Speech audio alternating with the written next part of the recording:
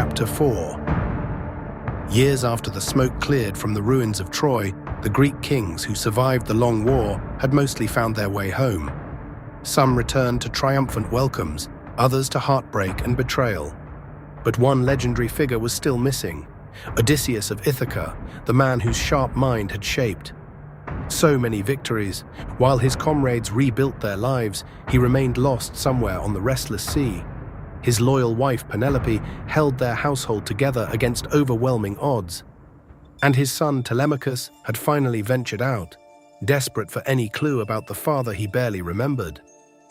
Welcome to our journey through Homer's The Odyssey. Today we're diving into Book 4, The Palace of Sparta. Telemachus and Pisistratus rolled into Sparta after a hard day's travel, their chariot wheels kicking up dust as they approached the magnificent palace of Menelaus. The air hummed with celebration. 2 weddings were underway: Menelaus' daughter Hermione marrying the son of Achilles, and his son Megapenthes taking a bride. Servants hurried through the gleaming halls of bronze and ivory, carrying platters of roasted meat, jars of rich wine, and fragrant oils, while music drifted across the courtyards. A sharp-eyed attendant spotted the young strangers and quickly informed the king. Menelaus, who knew firsthand the loneliness of long journeys and the comfort of unexpected hospitality, didn't pause. "Welcome them in," he instructed. "We've all been travelers relying on the mercy of others. Let them join the feast and rest their weary bodies." The guests were ushered inside, bathed, anointed, and clothed in fresh garments. Seated at the lavish table, Telemachus gazed around in quiet amazement. The wealth on display, gold, silver, and treasures from distant shores, made the palace feel almost divine. He leaned toward Pisistratus and whispered his wonder at such splendor. Menelaus overheard and offered a warm but bittersweet smile. He spoke of his own 8 years of wandering after Troy, drifting through Egypt and other lands, gathering riches while mourning lost friends. Above all, his thoughts often returned to Odysseus, the comrade whose cleverness and courage had left the deepest mark. At that moment, Helen entered the hall, moving with timeless grace. Her eyes settled on Telemachus, and recognition flickered across her face. "My husband," she said softly. "This young man carries the unmistakable look of Odysseus." Pisistratus confirmed it, and the room filled with emotion.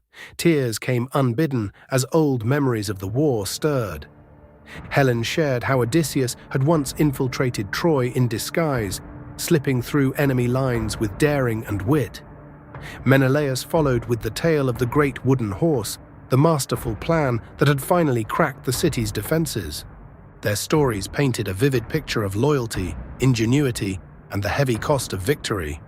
Through it all ran a quiet current of longing. For the friends who never came home, and for the families left waiting. To soothe the gathering sorrow, Helen prepared the wine with a special herb from Egypt, a remedy that gently lifted grief and let hearts rest for a while. The evening eased into shared laughter and reflection, strengthening the invisible bonds between the old warriors' families and the next generation. The next morning, Menelaus turned to serious matters.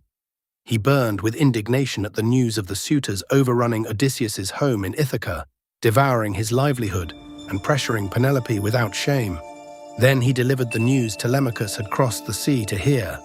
Drawing from the prophecies of the shape-shifting sea god Proteus, Menelaus revealed that Odysseus was alive, held but not broken on a distant island by the nymph Calypso, who hoped to make him her eternal husband.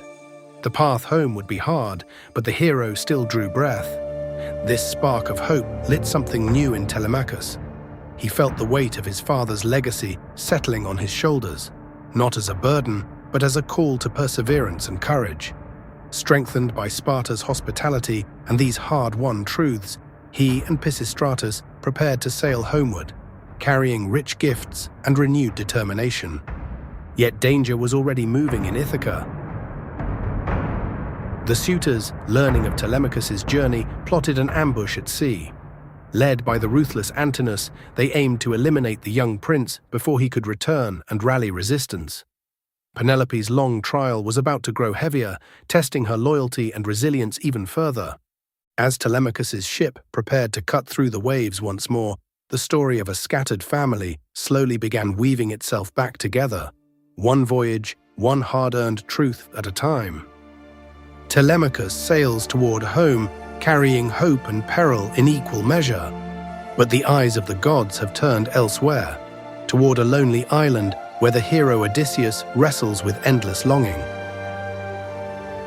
Join us next time in Book 5, The Nymph's Island.